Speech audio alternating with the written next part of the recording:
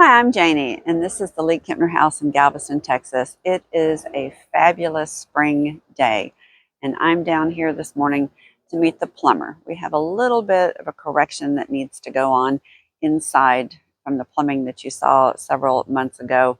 We had an issue with the height of the toilet and a miscommunication about the level of the floor. So David, our wonderful plumber, is coming today to fix that, and he's also going to spend some time and we're going to walk the house and look at all the rest of the plumbing and come up with a plumbing plan to move forward with getting the plumbing from the basement up to the other bathrooms in the house. So while I'm waiting for him, I'm going to be unloading my car. We had a fabulous viewer, Chris, who is downsizing and moving up north to be near her son. And she used to have a booth in an antique mall, and she did a lot of restoration of antique furniture and lighting, stained glass. She's a bit of a jack of all trades, and she's consolidating and getting rid of all that now that she's retired. And she set aside a bunch of stuff that she thought we might be able to use here at the house. So I made a quick trip to Austin last week and picked that up, and I've got a lot of it in my car, and I need to get it moved into the house and secured. So I'll be showing you all those goodies in a later video, but for now I'm going to get started and get to work while I'm waiting on David.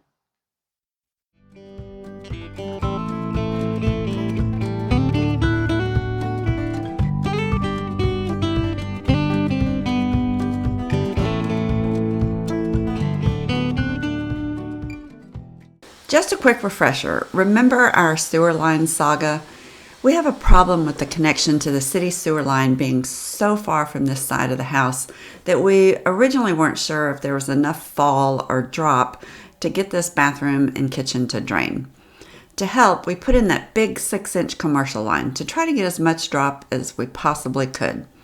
We were so excited that everything worked out, but after 3 long, hard days of plumbing, David and I both missed the fact that the toilet was set to the height of the kitchen floor and not to the bathroom floor. This apartment has 2 levels that differ by about 18 inches. I had made the decision that the bathroom needed to be on the same level as the bedroom for safety reasons. You know, for walking back and forth at night in the dark, and we both just missed that it was set wrong. So now there's a problem, and we don't know if it can be corrected. Right after that Y, this 2-inch, that 3x2 Y, I can drop it from there. Try to drop it from there. Let's see. Maybe I could drop it.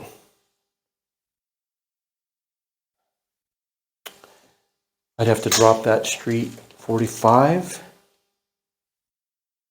All right, well, let's shoot the elevation, and then we'll see exactly how So you far don't we think got we to have go. as much room as we thought? No, for some reason, my memory obviously is not that great.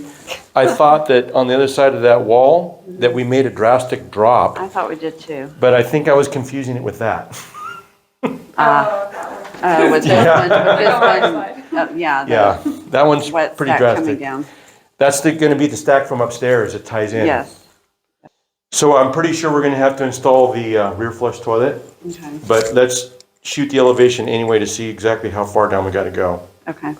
But now that it's excavated again, you could see where I was coming. There's quite a bit of difference in the drop between that floor and this. Yes. Okay. Okay, so he's got his fancy laser level. Star Wars time. We're going to find out exactly what we have.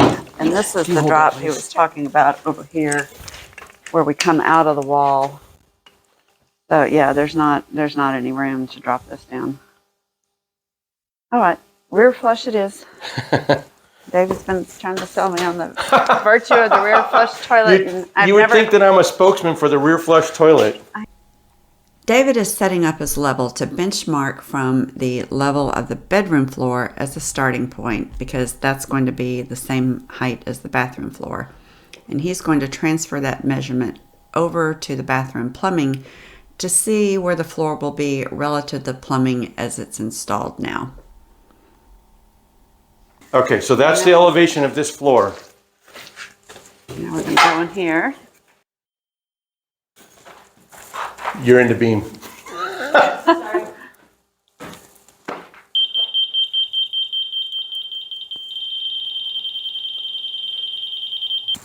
Let me get on this side of it. Oh, it's not even registering. Can you mark the bottom of this along the side of that pipe?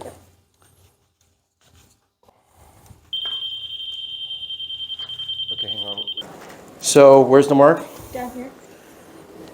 So that is where the top of the floor is going to be, the finished floor. Yes. Give or take, whatever the finished floor material is going to be, tile, or you're still going to stain the concrete? I'm thinking it's going to be stained concrete. Okay, so we're at the bottom. That's where we need to be, at the top of the flange. So you can see this entire amount. We're well above it. We're above it by 8.5 inches. Definitely don't have that much drop. No. You would think, though, that I would have been able to tell there was a difference between the height of that slab versus that one. Well, it was a long day, and it was at the end of the day. And All right, it we're was done 2 with that. We days can from turn the it time off. we talked about it, and we both forgot. Okay, well, let me get started on moving stuff. And then you said something was also wrong about the vent or the drain for the kitchen. Oh, so I marked them so we wouldn't get confused this time on which goes to where. I have a huge favor to ask you while you have that here. Okay. Can we go mark something outside Yeah. so I can see how far down I need to dig the swale to my retention pond? Here, we're just going to carry Before we're you going to put carry it it out up? just like this. Really? Okay. Yeah, can you bring that stick, please? Yeah. Okay, lead on. Okay.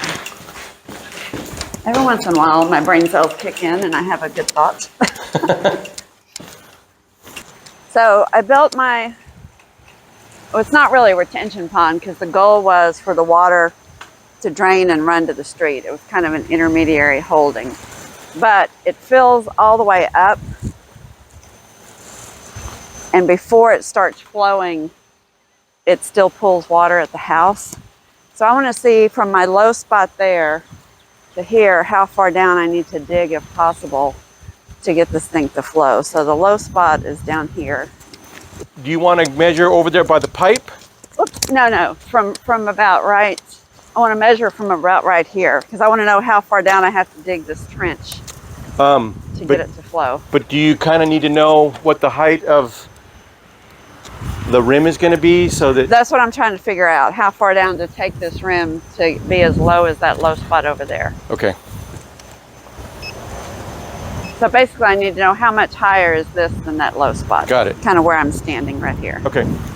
Before we started all the big excavation work, we used a machine called a zip level to map out all the elevations of the rear of the property so that a drainage plan could be developed. After the initial grading, the water situation improved dramatically, but the drainage still needs to be tweaked. With David's level available, it was a chance to get some accurate measurements. Are you behind the tree over there? Yeah. Just anywhere in there. Oh man, a palm tree might be... Let me see if it...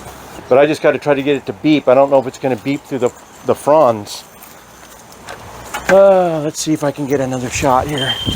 It's pretty level. Whatever you decide to dig down is going to give you your drop. One area we haven't talked about before is on the east side of the house.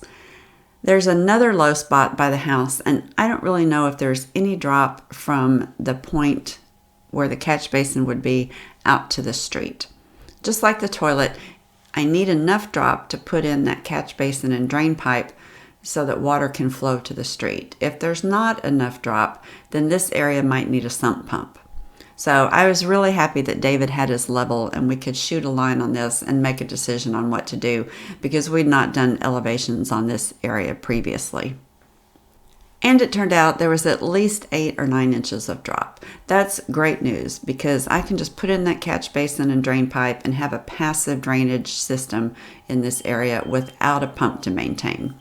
This area isn't as critical as that horrible problem at the back of the house, but someday before the driveway gets redone, it will need to be addressed, and now I know what can be done. Thank you. So I need to change the name to Kona Plumbing and Surveying. Surveying. Did you get that house finished across the street? Yeah. Yeah, that turned out to be quite a job. Where's the case? Oh, it's inside. It's not even noon, David. So what time do you go to bed if you're up at 3 a.m.? I went to bed at about 10:45 last night. Oh my gosh. You're a worse sleeper than I am. I wake up every morning at 3:43. Exactly? Yes. But are you able to go back to sleep? I don't know. Something in my brain. Sometimes I can go back to sleep. Sometimes I don't. Yeah, once But I'm I'll roll over and look at the clock and it's 3:43. I'm like, if I've had 4 hours of sleep and I wake up, I'm done. up. Yeah. Okay. So if that's the height, I'm going to set this stake. Hopefully it's tall Mark enough. that height.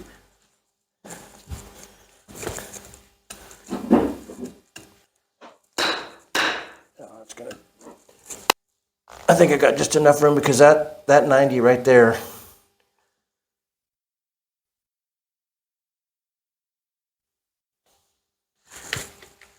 Make sure that we were far enough away. This is going to be the sidewall that stays, right?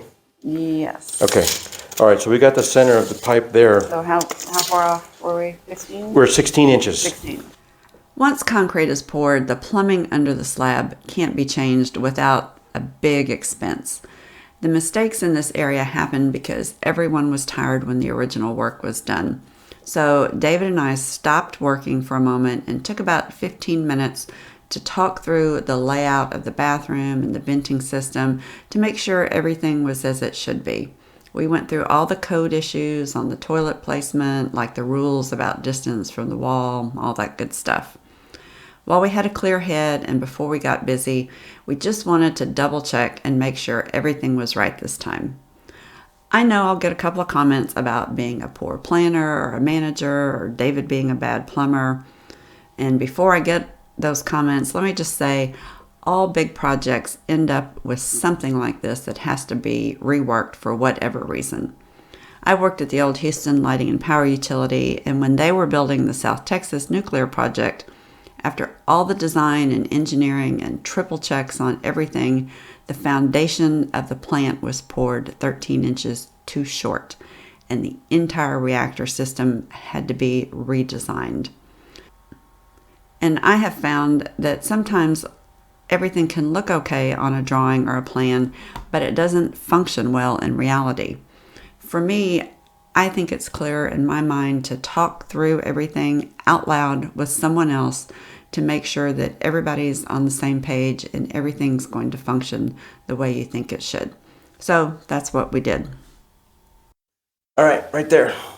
So that is the height of the finished floor. Finished floor. All right, let's go to the van and see if we've I'm got. committed, you're committed. Yep. Committed into a loony bin. Not changing our minds.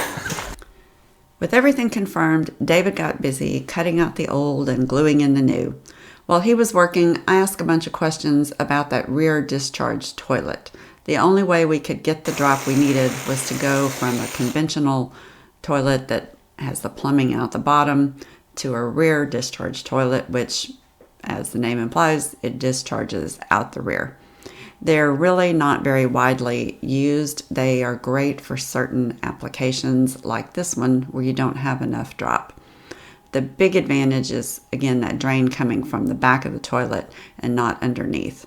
This gives us that extra bit of space we need for gravity to do its work. They also don't flush like a normal toilet that uses siphon technology. The rear flush toilet is pressure assisted, so the guts are totally different. So does that mean when it leaks, I can't work on it myself? This toilet? Uh-huh. So you're probably not going to have any leaks in the tank.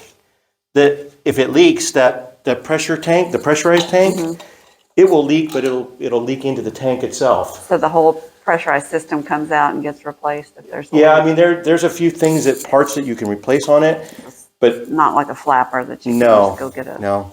I mean they hold up pretty well, and when it's time to replace it, it's usually time for a new tank.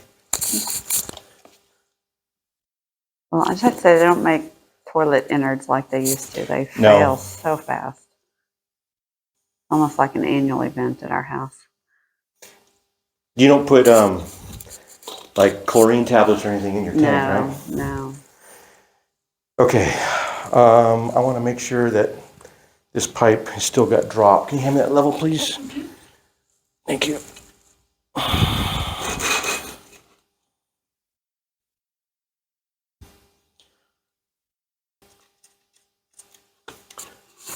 Okay.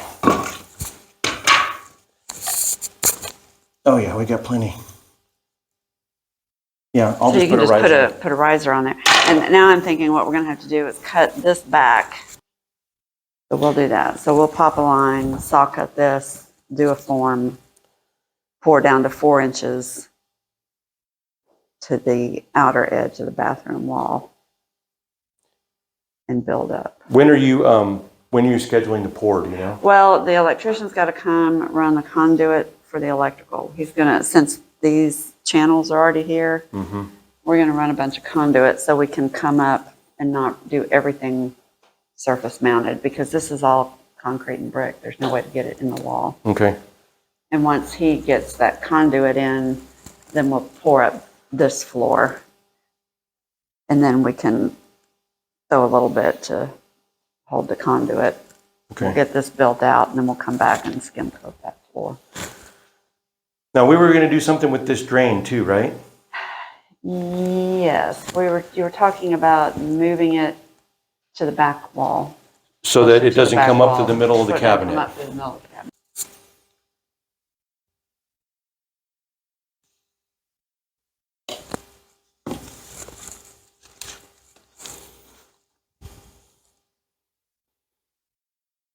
I can feel the air moving through the pipe.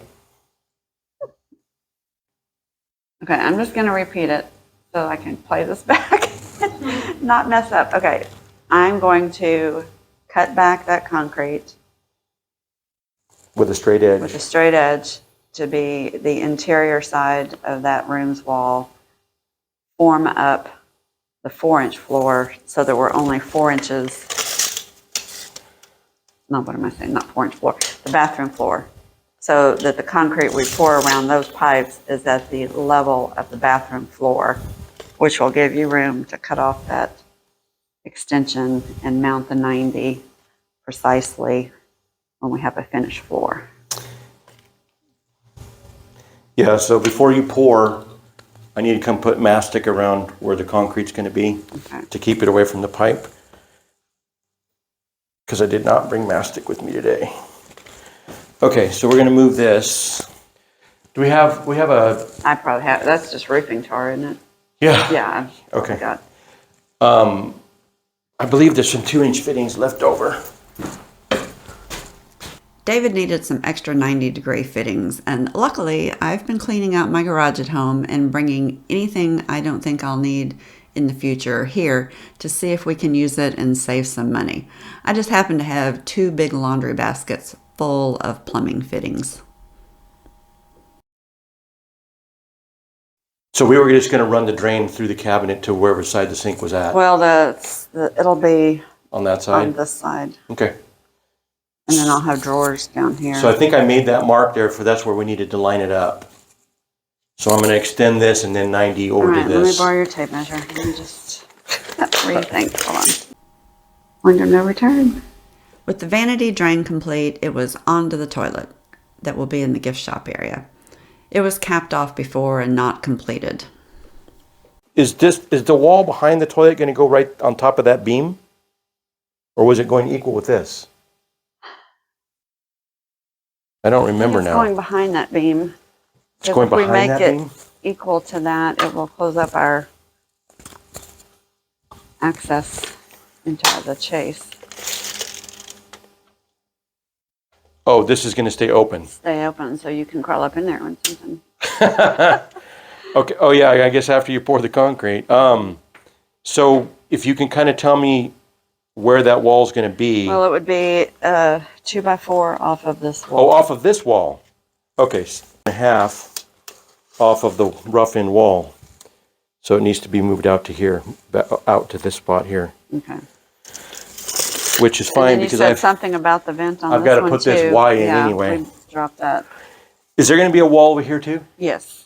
Okay, do you know where? Oh, you have so many questions.